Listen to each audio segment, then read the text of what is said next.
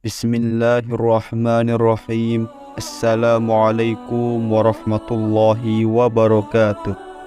Syukur, Alhamdulillah, kita masih diberikan begitu banyak nikmat sehingga kita bisa bertemu di channel yang insya Allah berkah ini.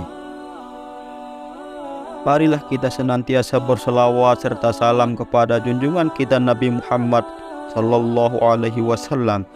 Allahumma sholli ala Sayyidina Muhammad wa ala ali Sayyidina Muhammad.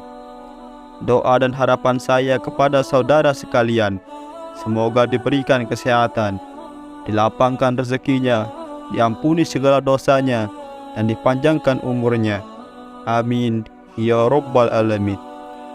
Sahabat beriman, jamaah channel Sahabat Surga yang insya Allah dimuliakan oleh Allah Subhanahu wa Ta'ala. Mencapai perasaan khusyuk dalam sholat bukanlah perkara mudah.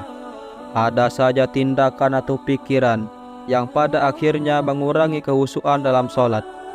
Hal tersebut tidak terlepas dari ulah dan tipu daya setan.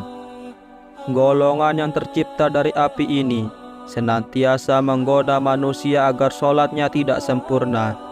Itulah mengapa manusia harus selalu waspada, terutama saat melaksanakan ibadah wajib ini. 6 orang ini bersama setan saat sedang melaksanakan sholatnya. Bukan mengikuti manusia melaksanakan sholat, namun setan tidak berhenti mengganggu hingga manusia tidak berdaya.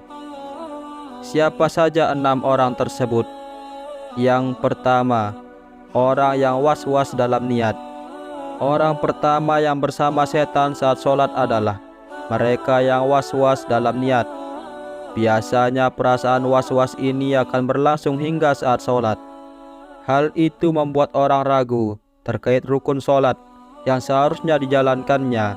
Misalnya saja lupa jumlah rakaat dan lupa bacaan. Yang kedua, orang yang ingat itu dan ini. Di antara kita pasti sering mengalami hal ini. Saat sedang khusyuk sholat, tiba-tiba teringat hal ini dan itu. Ternyata setan tidak akan membiarkan manusia sholat dengan khusyuk. Mereka akan terus mengganggu ibadah manusia dengan menghadirkan banyak pikiran-pikiran di kepala manusia. Yang ketiga, orang yang merasa ragu buang angin. Hal ini juga sering dialami oleh banyak orang. Saat selesai wudhu atau tengah sholat, tiba-tiba terasa seperti buang angin. Ternyata perasaan ragu buang angin atau tidak merupakan sebuah gangguan yang setan hembuskan untuk mengacaukan sholat seseorang. Rasulullah Shallallahu Alaihi Wasallam bersabda, "Jika salah seorang di antara kalian merasakan hal itu, maka janganlah membatalkan sholatnya hingga dia mendengar suaranya atau mencium baunya tanpa ragu." Hadis riwayat Ahmad. Yang keempat, orang yang tidak fokus saat sholat. Tidak fokus saat melaksanakan sholat juga menjadi salah satu pertanda bahwa setan sedang bersamanya. Tidak fokus bisa saja disebabkan hal-hal yang dapat mencuri perhatian saat sholat. Misalnya HP berdering, memikirkan kendaraan yang sedang diparkir karena takut hilang, dan banyak lagi.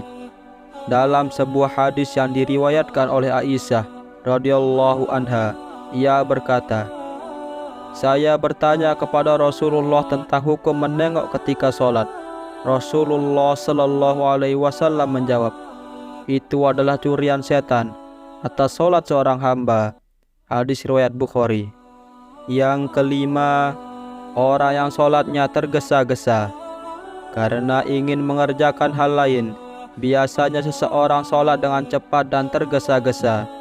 Sebaiknya Anda berhati-hati lagi terhadap hal ini, karena sebenarnya ini pertanda bahwa Anda sedang bersama setan. Rasulullah Shallallahu Alaihi Wasallam melarang umatnya melakukan hal itu. Dalam sebuah hadis, Rasulullah Shallallahu Alaihi Wasallam bersabda, "Sejahat-jahatnya pencuri adalah yang mencuri dari sholatnya." Para sahabat bertanya, "Wahai Rasulullah, bagaimana mencuri dari sholat?"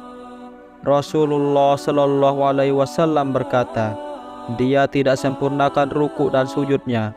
Hadis riwayat Ahmad. Dalam hal ini, Rasulullah menganggap perbuatan mencuri dalam sholat lebih buruk daripada mencuri harta. Yang keenam, wanita yang sholat ke masjid menggunakan wangi-wangian. Ternyata wanita yang ke masjid dengan menggunakan wangi-wangian juga didekati oleh setan. Dengan aroma-aroma tersebut, setan justru lebih mudah untuk membuat sholat orang yang ada di sekitar wanita yang memakai wangian agar tidak khusyuk. Menggunakan wangi-wangian saat ke masjid adalah salah satu perbuatan yang Rasulullah larang. Rasulullah Shallallahu Alaihi Wasallam bersabda yang artinya, jika salah satu dari kalian para wanita hendak ke masjid, maka janganlah sesekali menyentuh wewangian. Hadis riwayat Muslim. Semoga ini bermanfaat bagi kita semua. Amin ya rabbal alamin. Assalamualaikum warahmatullahi wabarakatuh.